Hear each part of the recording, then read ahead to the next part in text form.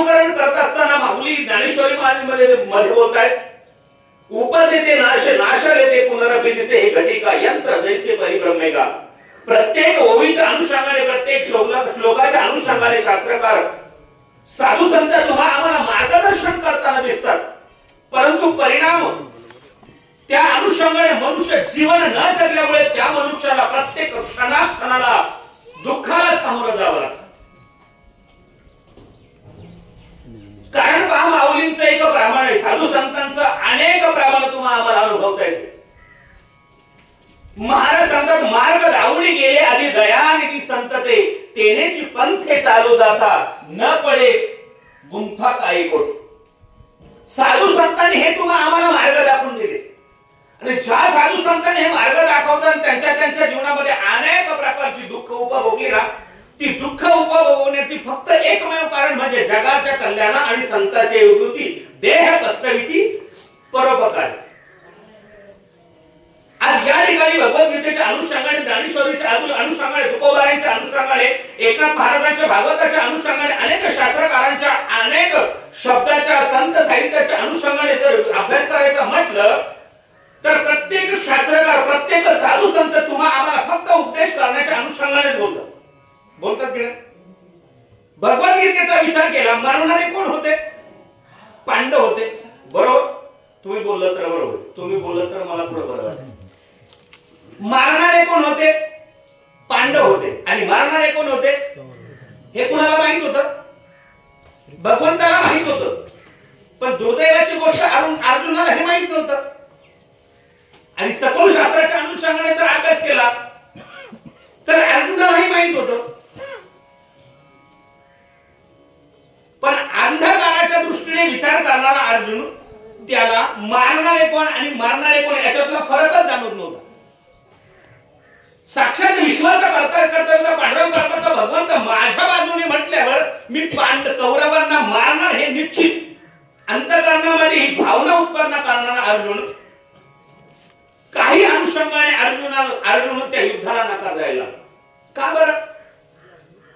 कारण तस्मान नारवय भांतु धृतराष्ट्राने स्वहन जाऊन स्वजने विकत महत्वा सुखीन श्याम माधव भगवंता. अरे माझ्या स्वजनांना, माझ्या आप्तेष्ट नातेवाईकांना, माझ्या बांधवांना जर मारून मला परम सुख उपभोगायचं असेल तर ते सुख मला नकोच ना. कोण म्हणतो? अर्जुन म्हणतो. मग भगवंत अर्जुनाला सांगतो, अरे ज्यांना तू मारणार आहे ना, हा तुझ्या अंतःकरणामधला हा भाव तो प्रथमचा बाजूला होता. कारण तुला असं वाटतं नाही पांडवांना, कौरवांना मी मारणार आहेस. मी म्हटलं की अंतःकरणामध्ये अहंभाव, अभिमान जागृत होतो, आणि ज्यावेळेस अहंभाव, अभिमान अंतःकरणामध्ये जागृत होतो त्याच वेळेस मनुष्याचा नाश त्याच ठिकाणी निश्चित ठरला जातो.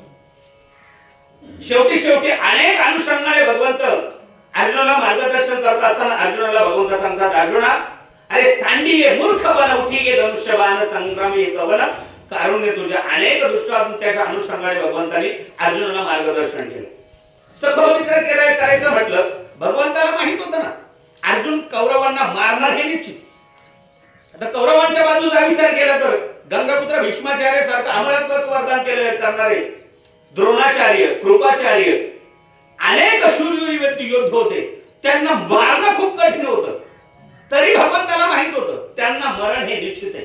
येथे व्रो नाही आली अवत या वृत्तीप्रमाणे. बरं, शेवटी भगवंताने अर्जुनाला सांगितलं, अर्जुना या विश्वामध्ये जो जीव जन्माला येत असतो त्या जीवाला फक्त आणि फक्त कर्म करण्याच्या अनुषंगानेच कार्य करावे लागतात.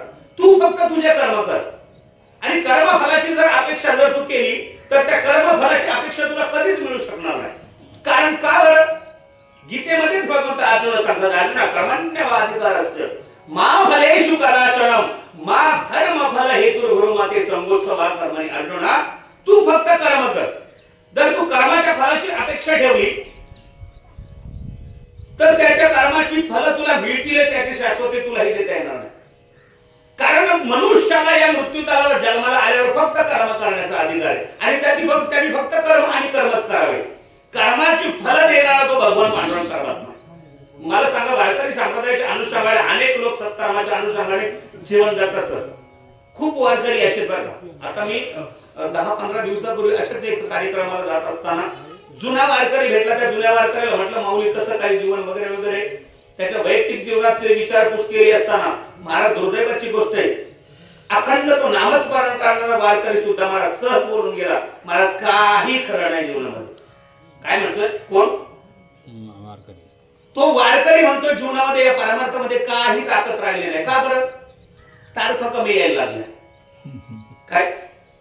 प्रवचन कीर्तनकारांची संख्या वाढली, कीर्तन प्रवचन कमी होत चालली, परिणाम कीर्तनकार प्रवचनांतरावरती शोक कळा निर्माण व्हायला लागली, परिणाम त्यांना तारखा मिळणं कमी झालं आणि आर्थिक बजेट त्या वारकऱ्यांचं कमी झालं आणि परिणाम तो दुःखाला प्राप्त झाला.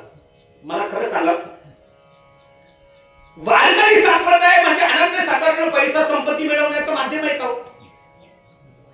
महाराज सांगतात तुका म्हणे एका मरणाची सरे आणि उत्तमाची उरे कीर्ती मागे. तुमची कीर्ती तुमच्या कर्म पाठीमागे जर काहीतरी तरी द्यावायचे असतील तर वारकरी संप्रदायाच्या अनुषंगाने जर तू संपत्ती पैसा सामर्थ्य मिळवण्याचं जर कार्य करण्याचं कार्य करत असेल ना महाराज, तर जाळा वेते मनुष्य पण वारकरी संप्रदायाच्या अनुषंगाने. आणि याच्या पलीकडे स्पष्ट बोलून जाईल, कारण महाराज सरपंच साहेब मला मगाशीच बोलले, मी रेकॉर्डिंग करतो. संपत्तीच्या सामर्थ्याच्या अनुषंगाने वारकरी संप्रदायामध्ये जी लोक कार्य करण्याचा प्रयत्न केला ना, दत्तासाहेब खरं सांगतो आजही ते संपले गेले. आणि ऑब्झर्वेशन का, 10-15 वर्षापूर्वी किती भजन मंडळ होती हो. प्रत्येक गावामध्ये एक 2-2 भजनी मंडळ होती. भजनी 2-2 करायचे, पण एकत्रीकरण होतं, संघटना होती, एकीकरण होतं. परिणाम महाराज दुर्दैवाची अशी गोष्ट आहे, आता प्रत्येक गावागावातली अनेक भजन बंद पडली. का बरं बंद पडली? आता ते इथं बोलणं मला योग्य ठरणार आहे, तुमचं तुम्ही ऑब्झर्वेशन करा. महाराज या जीवन जगण्यासाठी मनुष्याला काहीच लागत नाही. तुकोबारायांच्या जीवनाचा जर सखोल विचार केला तर स्वतः तुकोबारायांच्या पत्नीने म्हणावं, माझ्या माये बापे बरे नाही केले आणि पदरी बांधिले भिकाऱ्याच्या. आणि ज्या तुकोबारायांचा अधिकार एवढा मोठा तुका झाला असेल, कळस म्हणे रामेश्वर भट्ट तुझ्या आणि तुका विष्णू नाही तुझा, त्या धर्मपत्नीने म्हणावं, फुटकाचा विना त्याला 2 तारा आणि खाली येणं जारा पंढरीच्या. महाराज तुकोबारायांना भजन करण्यासाठी बिना सुद्धा चांगला नव्हता. कशा तरी त्याच्या तारा जोडून भजन करत राहणारे तुकोबारायांनी म्हणावं, अखंड दया तुझी प्रीती मजदे तयाची संगती मग मी कमळापती तुझा बा नानी कंटा. काही शब्द आहे तो, हे घरी जाऊन या शब्दाचा अर्थ फक्त अंतःकरणामध्ये तुम्ही अर्थ समजून घ्या, मग लक्षात येईल जीवन कर्मांत आणि जीवन होते. पडवण राही न तये ठाई उगाच संताची ठाई न मागे न करी काही आला तुझे का विठोबा. एक टाइमचं उदरनिर्वाह मुलांना एक टाइमचं जेवण देण्याचं सामर्थ्य नसणाऱ्या तुकोबारायांनी म्हणावं, पडवण राही न तुझे ठाई. महाराज दुर्दैवाची गोष्ट, एकादशीला लोक भजनाला येत नाही, एकादशीला मंदिरात येत नाही. माझ्या तुकोबारायाने उगाच संताची एक आई न मागे करी न मागे न करी काही आला तुझी का विठोबा. भगवंत मला काहीच नको, मी तुझ्याकडे काही मागणारही नाही आणि म्हणून तू काय झालास ते कळस. महाराज सोपे का?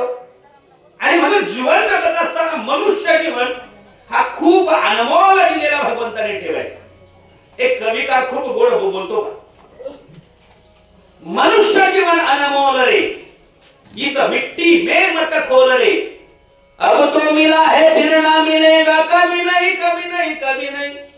हा मनुष्य जीवन, हा मनुष्य जीवनाचा हा ठेवा आता तुम्हाला मिळालाय खरा, पण परत मिळेल याची शाश्वती तुम्ही आम्ही देऊ शकत नाही. महाराज सहज काही लोक बोलून जातात, तो प्रवचन झालं. महाराज तुम्ही बोलल्या मनुष्य जन्म पुन्हा मिळणार नाही, पाप पुण्य समान समीन तरीच पावे कर्म बिबी. 100 वर्षाचं आयुष्य दिलं, मग 5-50 वर्ष पाहिजे ते कर्म करायचे, 50 वर्षानंतर करू पुण्य, 50 वर्षानंतर करू सत्कर्म, मिळेलच की मनुष्य जन्म. आणि बुद्धीचा पालक झाला काही मागता नाही मनुष्य जेवण, किंवा एका क्षणाचाही भरवसा नसणार हा मनुष्य जन्म भगवंतानी. क्षणभंगुर नाही भरवसा वारे सौवारे सावध तोडा माया आशा, काही नचले मग गडा आपले भाषा पुढे हुशार आहे थोडं ओळ सांग राम राम स्मरा आधी.